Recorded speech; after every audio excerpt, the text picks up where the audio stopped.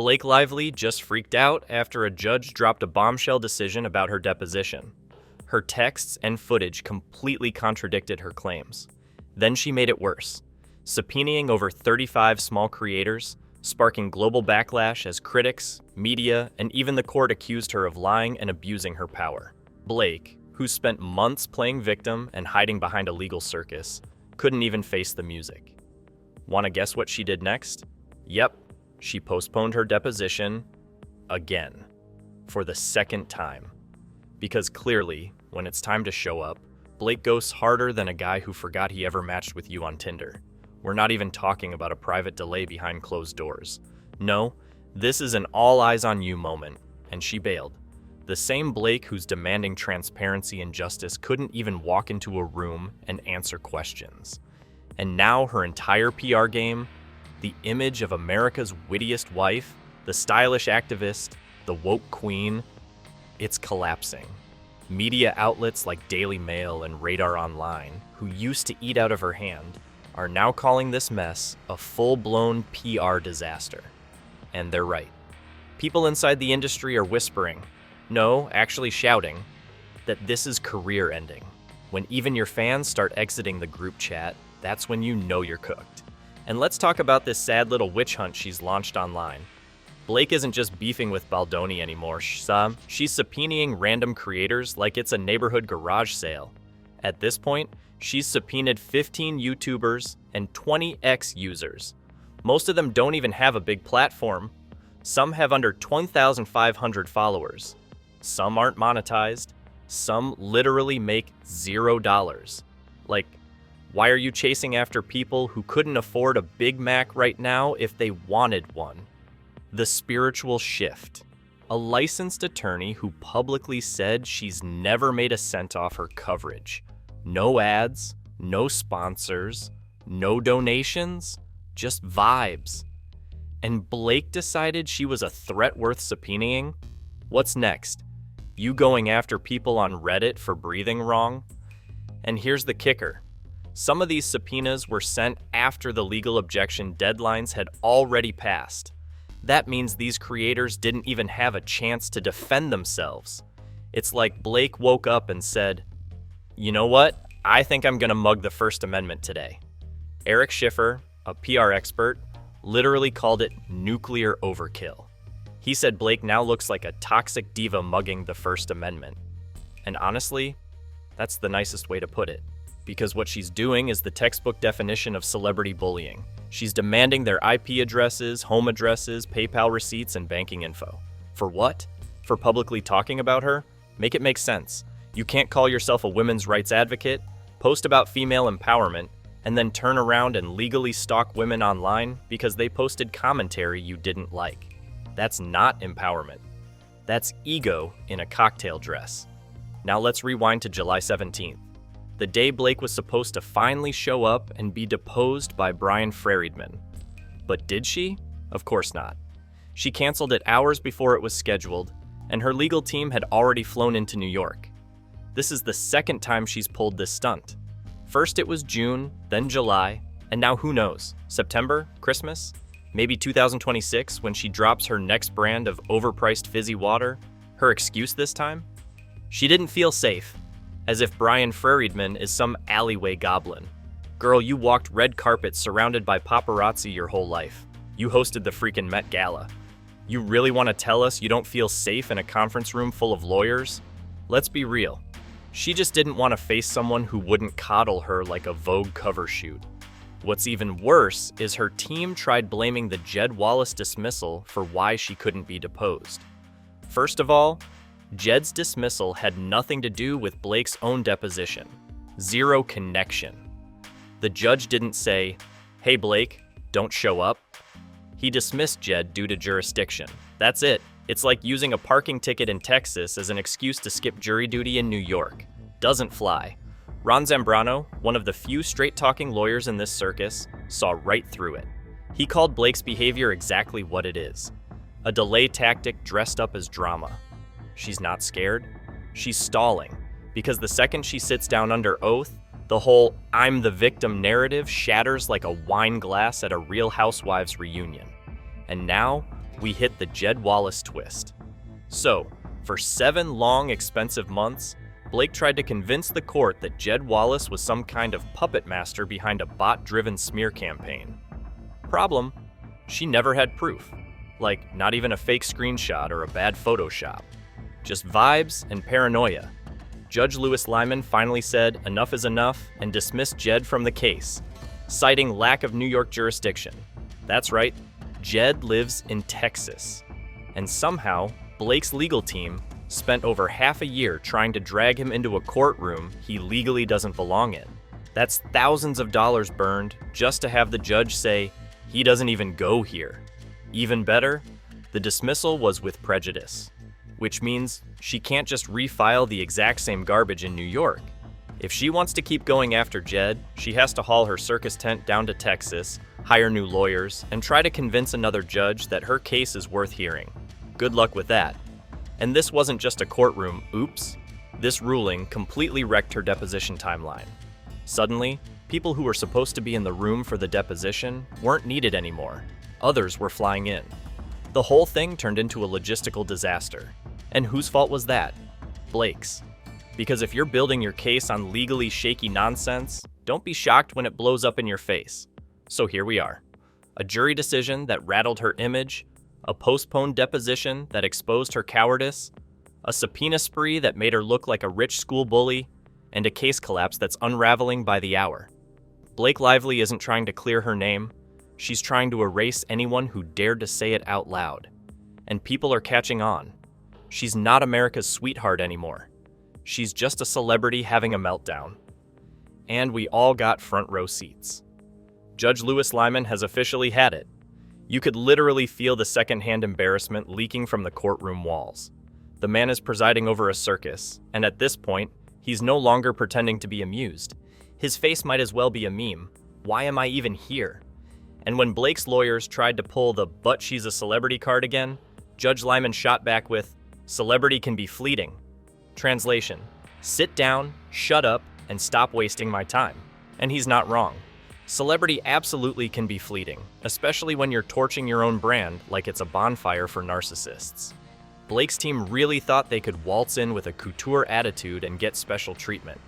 Instead, the judge basically said, "This isn't David versus Goliath. This is Goliath versus Goliath 2. Meaning, both of you are rich, powerful, and exhausting me." Let's be real.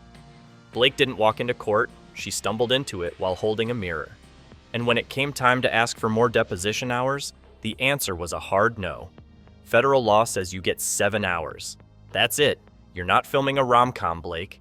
This isn't an extended director's cut of your sob story. Lyman drew the line, and it was glorious. Ron Zambrano chimed in with a reality check. If Blake gets more time, everyone will want more time. Then what? Legal anarchy? Depositions that last longer than a Netflix series? No thanks. Lehman's trying to run a courtroom, not a therapy group for Hollywood egos. He made it clear. Follow the rules, finish the job, and stop treating my courtroom like your publicist's office. And while Judge Lehman is over it, so is the internet. Because now, Blake's not just attacking YouTubers in the US, she's crossing international borders to subpoena people in Europe. Her team actually tried to drag creators like Sash Deflo into court, completely ignoring EU data privacy laws like they don't exist. They exist, and they're strict. Like billion-dollar fine strict. Blake's lawyers somehow thought they could just throw a US subpoena at Google and magically get data from European citizens. But Google's response? Absolutely not. They warned Blake's legal team that going forward would violate European data protection laws, and they could face serious consequences. Meanwhile, Blake's camp got caught flat out lying, on tape, claiming those subpoenas were fake. That's right. They called them scams until they got exposed. Can someone please remind this woman she's not in a scripted drama? This is real life. Now she's being called a mutant privacy predator, not by trolls, but by actual legal analysts and media outlets.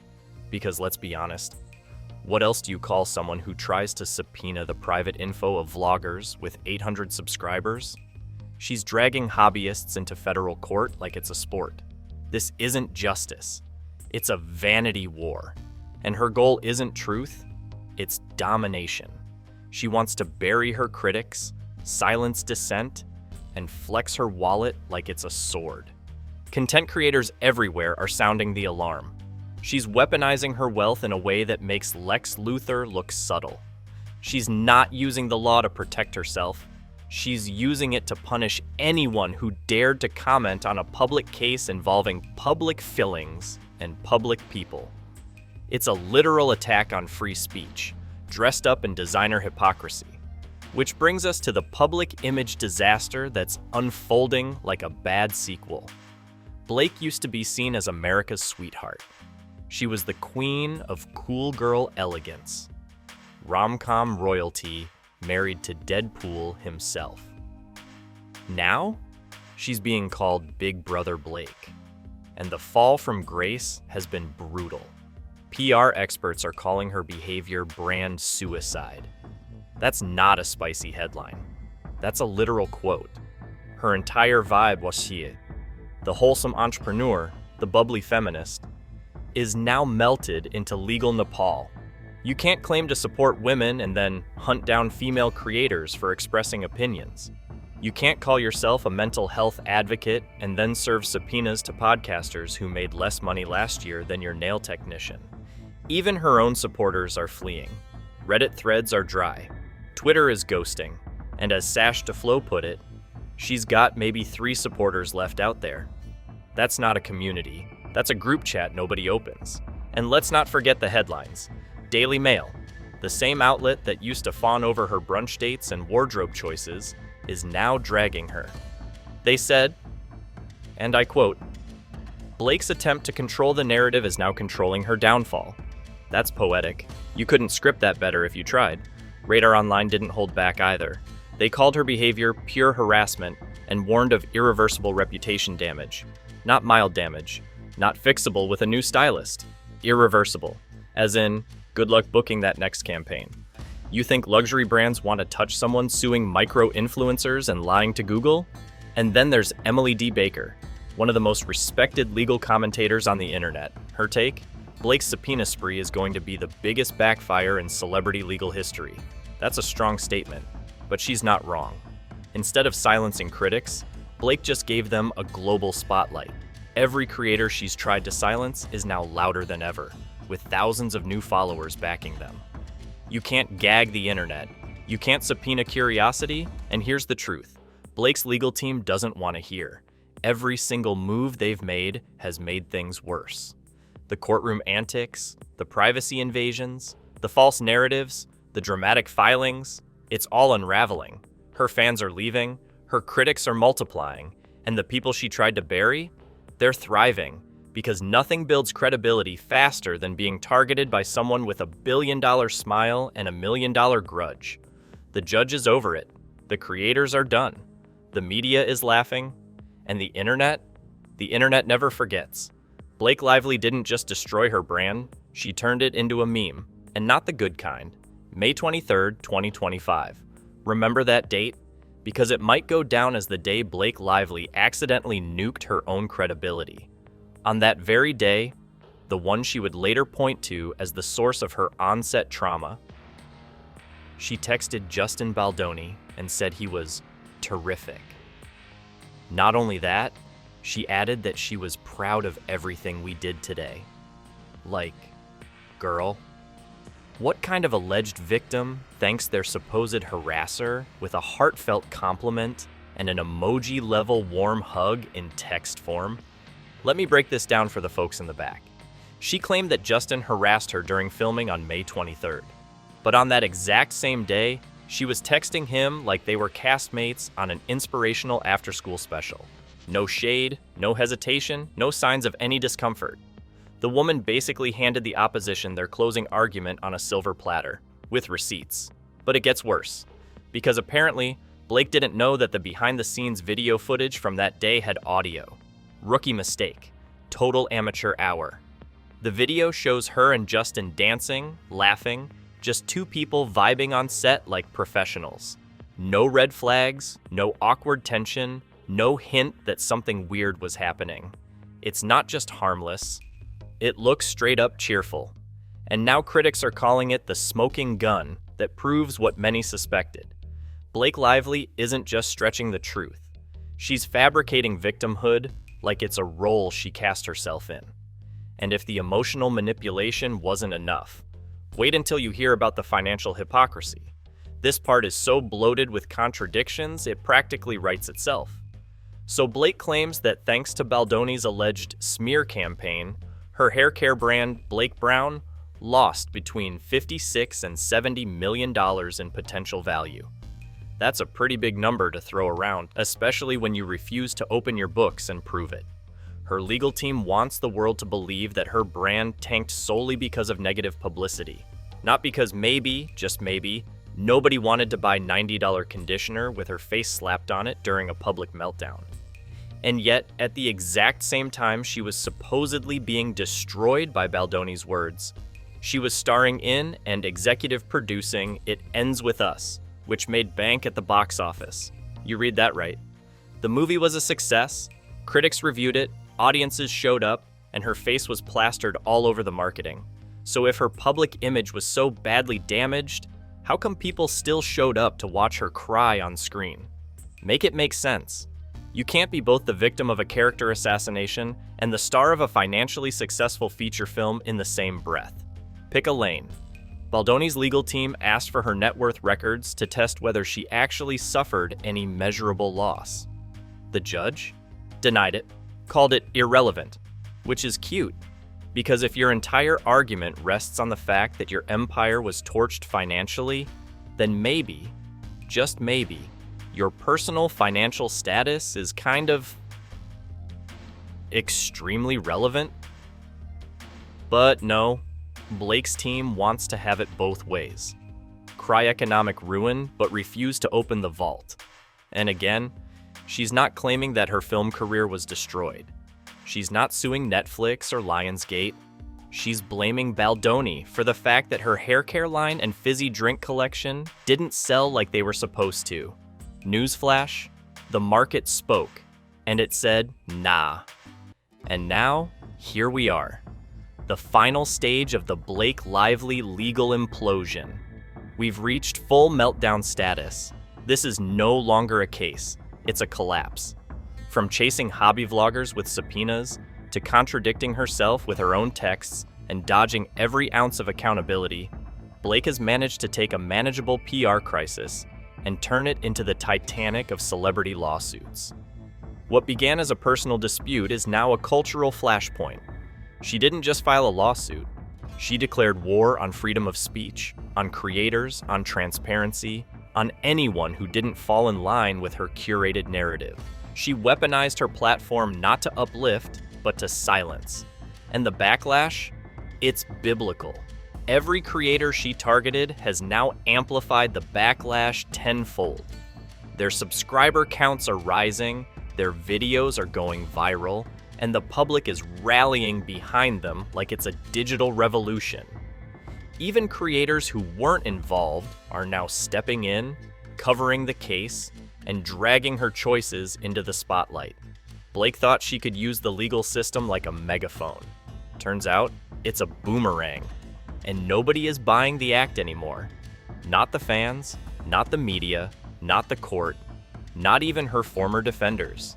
Her carefully crafted image, the fashion icon, the girl boss entrepreneur, the relatable mom, has crumbled into a meme with legal fees. Judge Lyman doesn't even hide his exhaustion anymore. Journalists are openly questioning whether she'll ever come back from this. And influencers? They're eating this up like popcorn at the theater. Because when someone this rich, this famous, and this calculated melts down in real time, you don't look away. You document it. And the final word on all of this? Blake didn't just sue the internet, she declared war on it. She took her millions, her legal team, and her crumbling brand, and tried to crush ordinary people under the weight of her ego. And she's losing, badly. Her tactics backfired. Her evidence fell apart. Her reputation took the kind of hit no stylist, no makeup artist, no Vanity Fair cover can fix. This isn't a PR fumble. It's a detonation. What makes this entire mess even more infuriating is how Blake tried to cloak herself in activism just months before this meltdown. Remember her teary-eyed interviews about women's voices being silenced? About standing up against systemic abuse? Now she's literally trying to bankrupt creators who spoke about her case using public court documents. That's not activism. That's hypocrisy on heels. And let's not ignore the sheer privilege here. This isn't some underdog trying to clear her name.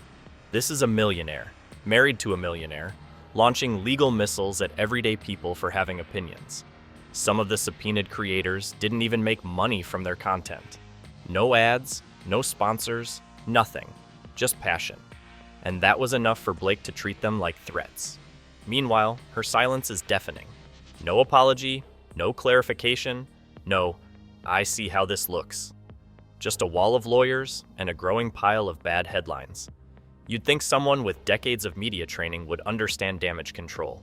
But no, she doubled down, and now the backlash is writing its own legacy. She didn't just destroy her case, she destroyed the illusion that she was ever the good guy.